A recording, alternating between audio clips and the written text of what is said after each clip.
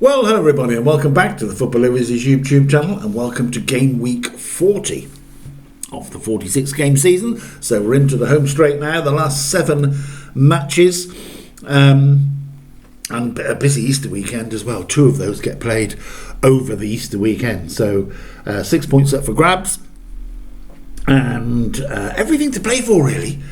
Even after the matches we had a fortnight ago because of the international break of course. Coventry are the only side really that can probably nail their position down.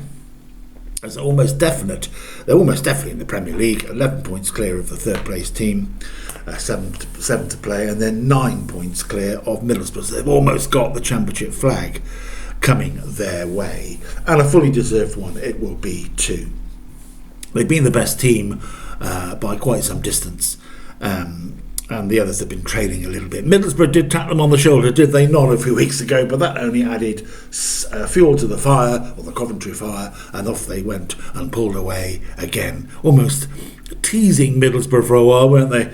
And then they pulled away. So there we go. Coventry are flying high at the top. A brilliant 3-0 away win down at Swansea last time out. Frank Lampard said that was one of their best, most professional performances of the season in every department of their game. So they are definitely looking forward to the run-in.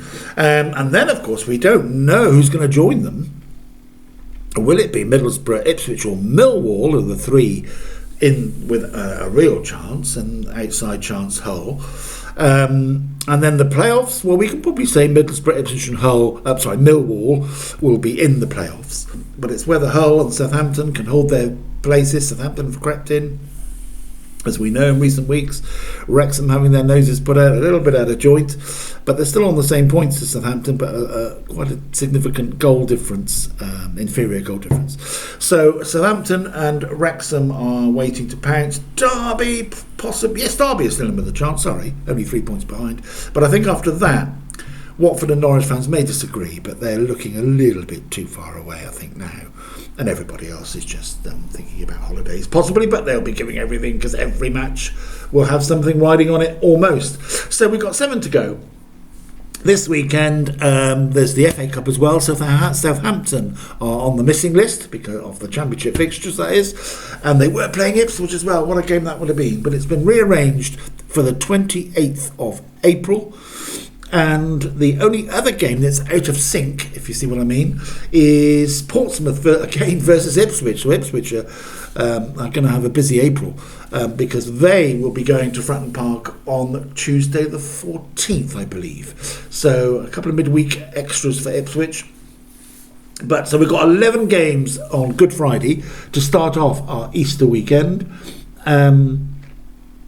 And we started all off as a 12:30 fixture, and that is, oh, at the bottom, by the way, sorry, I didn't do the bottom of the table. Yes, my little group of 5 is now headed by Blackburn on 43, and the 5th in that group are Oxford 39. So only 4 points covering the 5 teams that I think, well, they are in peril of joining Sheffield Wednesday in League One. So at the moment it's Leicester and Oxford below the line, with Portsmouth, West Brom and Blackburn just about are hanging on to their status, but we shall see. All to play for, as I say. 7 games to go then. Let's get on with the scores or the predictions. Middlesbrough Millwall first up. I think Middlesbrough have had a bit of a rough old time, haven't they, especially at home. I think it's 4 draws maybe on the trot, and their fans are a little bit touchy about all of this, but I think even though it's against Millwall, one of their rivals for that second spot, this is a big one. They've really got to go there and go out on their home turf and stamp their authority. It won't be easy to do that against a very accomplished Millwall side, but I'm going to take Middlesbrough just to nick it. Middlesbrough 2, Millwall 1. Excuse me. Then we have the 2Bs, Birmingham City against Blackburn Rovers. Birmingham City have drifted away from the playoff picture now, really. 53 points isn't enough to make any move. Blackburn, of course, fighting for every point they can grab. And I think they'll grab one here, having grabbed a very good one at Middlesbrough last time out. I'm going to take Birmingham City and Blackburn to share the honours. They're the first of the 3 o'clocks on Good Friday afternoon. Now, you may have heard, I should have mentioned this as a headline at the start of the clip. Bristol City have sacked Gerard Struber. Now, that surprised me as a fan, I have to say. I know things have been a little bit... They've lost 8 times at home, so the fans aren't seeing them win at home. I haven't seen them win very often, but they're not seeing them win at home. And that it's always bad news when the fans go in their thousands and don't see the right outcome. But it did surprise me, and even more of a surprise is the interim replacement is ex-England manager Roy Hodgson, and many other exes as well. 78 years old, he's donning the tracksuit. He's managed Bristol City before, but 43 years ago. Can you believe that? So yes, I should have mentioned that at the start, especially my team. But Bristol City then have changed tack. I think I'm disappointed a little bit. I think Gerard Struber was a little bit of a scapegoat here in poor management above him, poor transfer window management, and things that they have. Their recruitment hasn't been very good, in my opinion. Not good enough there's too many players of the same, just do the same stuff. Get the odd goal, do a lot of running. They're quite skillful, but there's not any real template for a defender, midfielder, attacker type thing. So anyway, that's all about Bristol City. Sorry about that, but there we go. So the reason I mention them is they've got a very important game, not for themselves but for against Charlton Athletic, who are looking for probably one more win and a couple of draws or something to make sure they're breathing easily, and got championship football to look out for. Roy Hodgson's managed for 50 seasons and has yet to manage a game at Charlton. Can you believe that? So he's going down for his first ever managerial challenge at Charlton. I think he'll come away with a point. I'm going to go Charlton 1, Bristol City 1. Leicester City against Preston North End. Preston North End very much on the beach, almost. Leicester City certainly not on the beach. They are looking to get points to overhaul them. Now there's another little side issue about Leicester. I was hearing about it in this last fortnight. We have Leicester have got an appeal in about their points deduction, I believe. So there's 3 possible outcomes which have got to be made. One of them has got to be made pretty quickly. They could either get their 6 points back, which would really shake it up at the bottom. It could be increased to 18 points. Goodness me, that would definitely relegate them.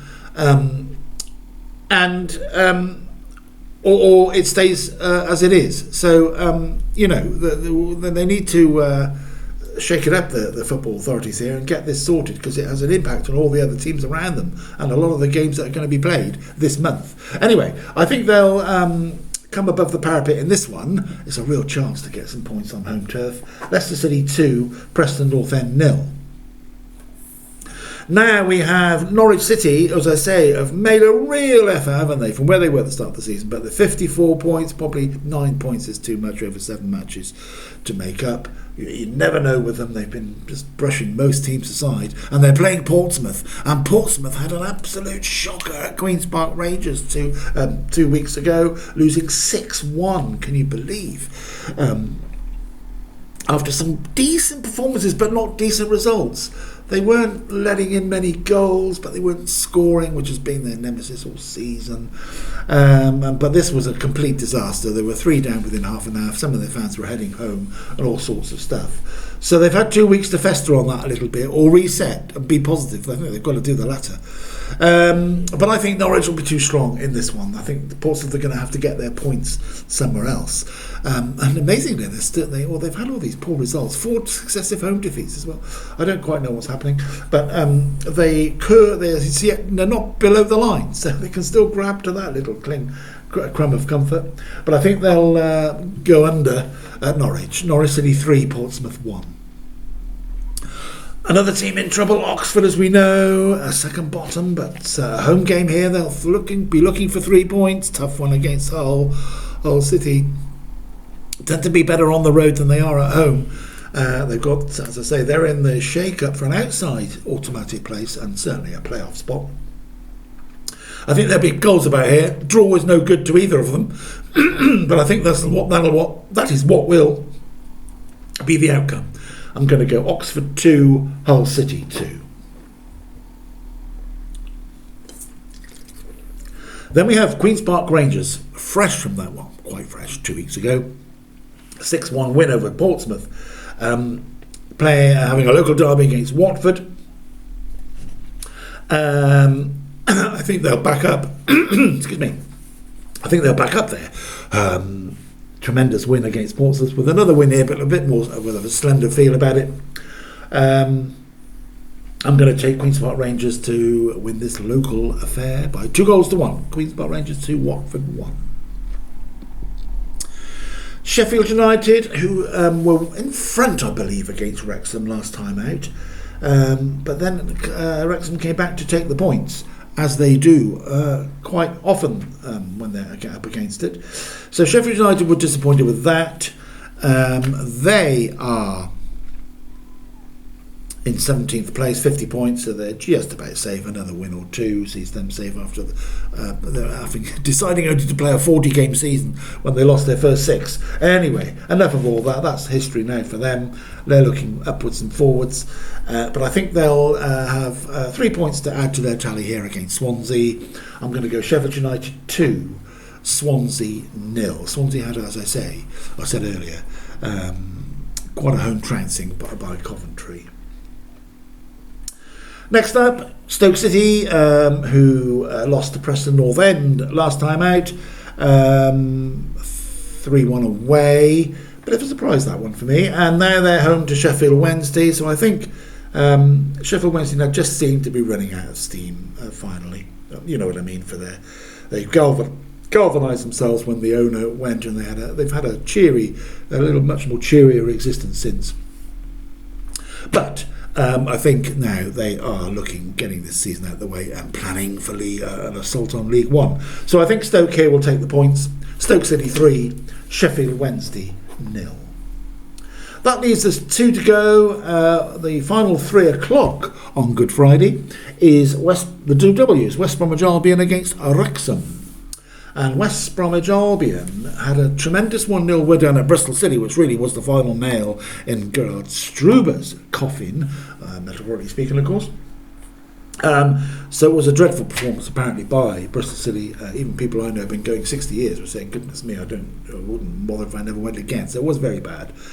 But the overall season, as I say, I'm not sure merits a sacking for the coach. Hey, that's another matter. So West Brom picked up the points, ran back up the M5 with those, and Wrexham are the visitors. Now, West Brom are 4 points clear of the bottom 3, so they've had a little bit of an uptick since James Morrison took over. I think it's interim, but if he keeps them up, he may well have put a very strong CV forward for the job. Wrexham, we know, are flirting with the playoff line. They're below it at the moment, but they've been up above it for a good part of the winter. But they'll want to try and make things work. Now, they've got a chance here because Southampton are in the FA Cup, as I said. So this is even if they get a draw, they'll be in the top 6. And just psychologically, that just puts a little bit of pressure back on Southampton. But I think they'll take the points. I think it'll be an entertaining game because I think West Brom are opening up a little bit, breaking the shackles. West Brom will be in 2, Wrexham 3. But West Brom are just on the move a little bit. And finally, the 8 o'clock slot has been left for Coventry City. As I say, a very, very good performance down at Swansea last time around.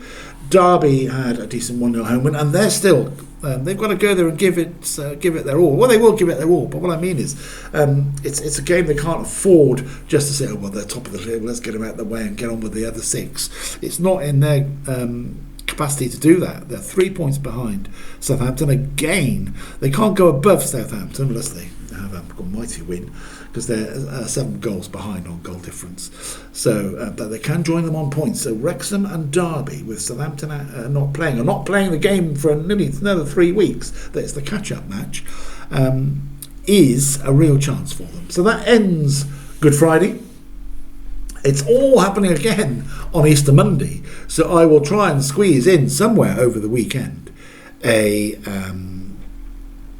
yes, I'll try and do that over the weekend. Another little clip for the Easter Monday matches when we've had a review, a quick digest of these results. So there we go. Have a lovely start to your Easter weekend. Let's hope the spring weather returns. It's not been very spring-like in the last few days in the UK anyway. But there we go. I hope you're all well. Stay healthy. Please, as usual, if you can, if you would, subscribe to the channel. Like the channel as well. Just adds to the stats, and it's all very very useful for the guys that put all this together. I will see you in a few days' time, hopefully, with the fixtures for Easter Monday. Yes, that's where we are. So, good luck to all the teams partaking, and I'll see you again very soon. Thanks for watching.